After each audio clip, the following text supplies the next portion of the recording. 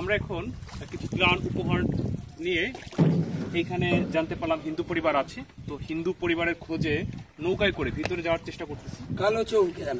আমরা গোপালগঞ্জ জেলার মুকসিদপুর উপজেলার কিছু ইসলামী সংগঠন বলা চলে, অর্থাৎ আলেম উলামা স্বেচ্ছাসেবী সংগঠন। তো বেশ কিছু লোক আমরা এসেছি, প্রায় 50-60 জন। তো এত লোক আসছে, আপনারা বলতে পারেন যে এত লোক কেন। আমরা বিভিন্ন টিম ভাগ করে, অর্থাৎ 6টা টিম ভাগ করে 6টা অঞ্চলে পাঠিয়েছি। তার মধ্যে আমরা একটা টিম নিয়ে আসছি, হচ্ছে এটা কালাচৌ নামে গ্রাম, দক্ষিণ কুমিল্লার মধ্যে পড়েছে। আমরা একটু নৌকায় করে ভিতরে যাওয়ার চেষ্টা করছি, যেখানে হচ্ছে হিন্দু পরিবার আছে। তো আমাদের মধ্যে যেন কোনো বৈষম্য না থাকে, আমরা চাই যে সবাই যেন সমান হারে এই সাহায্য উপহার পায়।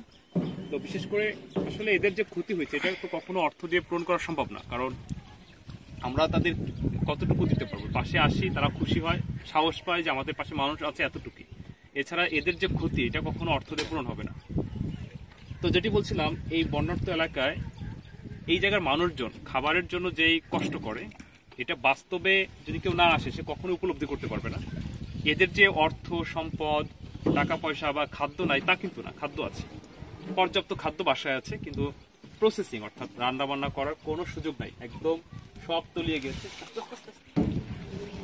তো যেটি বলছিলাম যে বাস্তবে এই জাল জড়াই গেছে, ব্যাগে দেন, ব্যাগে দেন, জাল জাল, এখানে ওই যে মাছ টাছ মারে দেখা যাচ্ছে।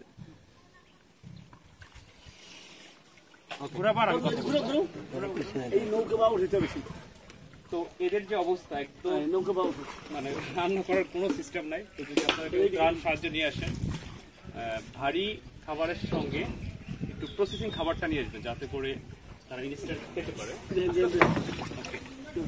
আমরা আস্তে আস্তে নেমে নেই। তোমার দই রইল